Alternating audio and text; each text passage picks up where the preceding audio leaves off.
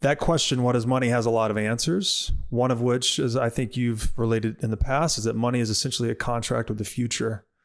And today, fiat currency, it's a violated social contract. So we have a money by which an institution effectively robs our future. They're compelling the demand for this money, and they're violating its supply to enrich themselves and dispossessing everyone else, mostly people economically vulnerable. And to the point about morality, it's like if we don't have a secure social contract in the most important market in the world, which is money, then we can't possibly have a foundation for a sound social morality. So it causes people to be more short-term thinking when your money doesn't hold value over time. You can't plan. You can't create trusting long-term relationships. And then the last piece to that is, with central banking violating the supply of money, they are twisting our perceptions.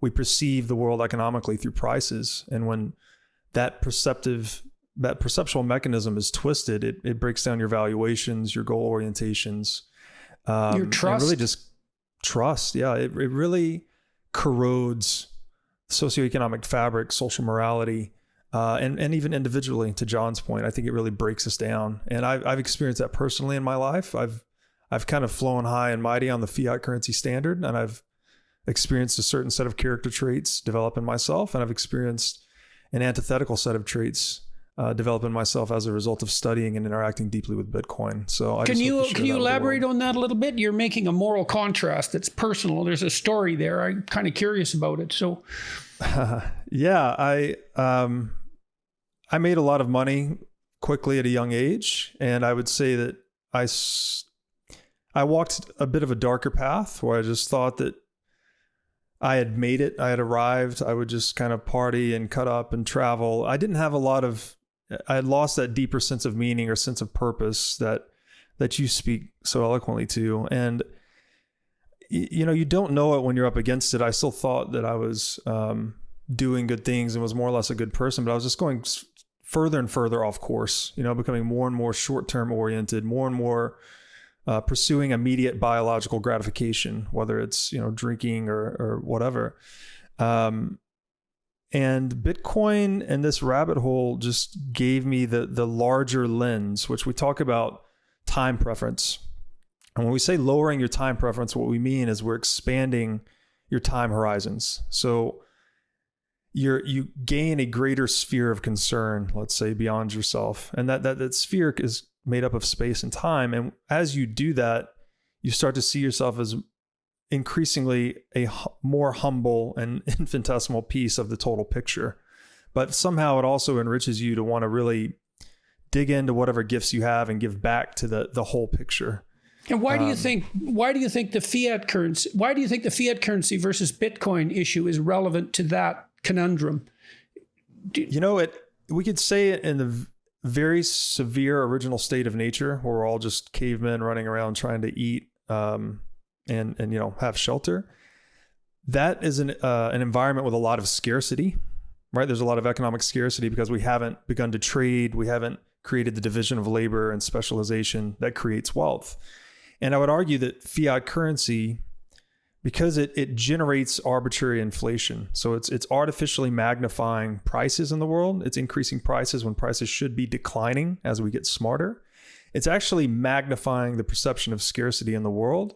And I think that contributes to social divisiveness, up to and including things like cancel culture and other things we see in the world today. I really believe that artificial central bank induced inflation is a corrosive moral cancer on society. And I think we underestimate. Okay, so let's get some terms straight so that everybody knows what we're talking about. So maybe we start with fiat currency. And Gigi, I'm going to pick on you next because I want you to give us a technical description of Bitcoin, if you would, and then we can start exploring its psychological and philosophical implications. So let's talk about fiat currency. Contrast that with a gold standard of Bitcoin, and then let's talk also about central banking and inflation, and just flesh that out so everybody knows where we're at. That's for you, Robert. Sorry, that's for Robert. I'll get Gigi. I'll turn to you for the technical description of Bitcoin. You'd like me to start with central banking? Sure. Yeah, so to give the very high level description, again, the answer to what is money has many questions or many answers, but one of them is we could say that it's a device for moving value or expressing value across space and time. And historically, it's a technology, right? The free market selects what the best tool for the job is. That's true for essentially every market in the world today, but we've never allowed that to be the case in the realm of money. And the best approximation of that historically was gold. So if we understand that as a technology, money needs to fulfill 5 critical properties. It needs to be divisible, durable, recognizable, portable, and scarce. And I'll gloss over a lot of history, but essentially monetary metals best satisfied the divisibility, durability, recognizability, and portability properties of money. And of the monetary metals, gold was the most scarce. And scarcity of money, so what scarcity means is when demand outstrips supply. But what's unique about money is that demand always exceeds supply. There's never enough, people always want more money, right? It's not like you're going to reach a certain amount of apples in your kitchen and you're satisfied with apples. There's always more demand for money. So we could say that money always has this scarcity property inherent to it.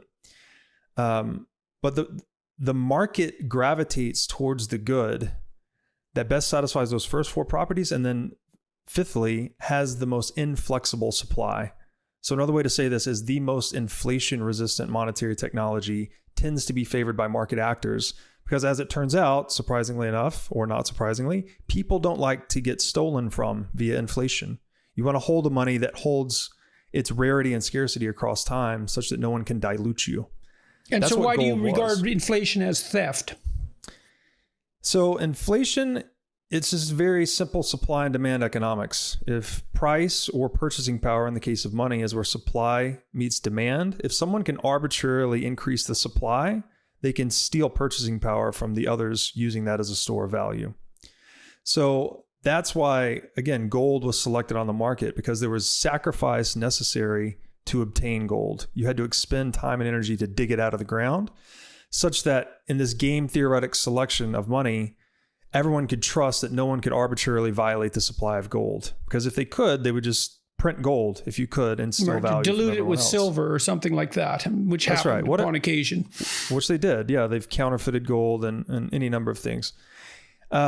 The problem with gold, though, essentially is that it was great for holding value. Again, back to our original definition, money is a device for moving value across time and space. So gold is excellent at holding value across time, but metals are pretty poor, especially for a globalizing society, at expressing value across space. They're very heavy and difficult to move. They're expensive to move, expensive to secure, et cetera, et cetera.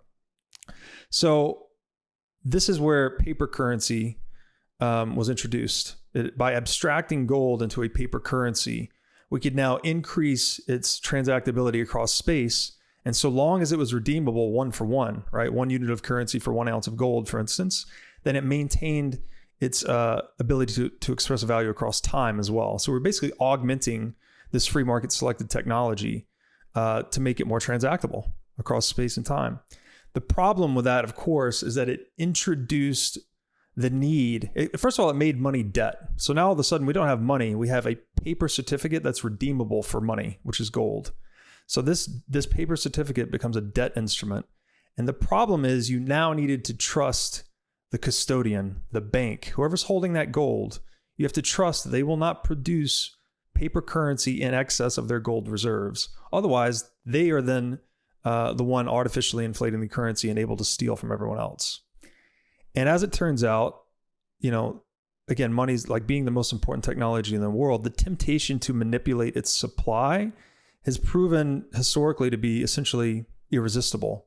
And banks, which tend to become central banks or nationalized banking operations over time, have always violated that trust function placed within them. Can you give us some recent examples of that? Well, sure. In 1971, the infamous Nixon shock, he took the world off a gold standard. Subsequent to World War II, we held the Bretton Woods Conference, where it was determined unilaterally by the United States that the dollar would be pegged to gold. Every other currency in the world would be pegged to the dollar.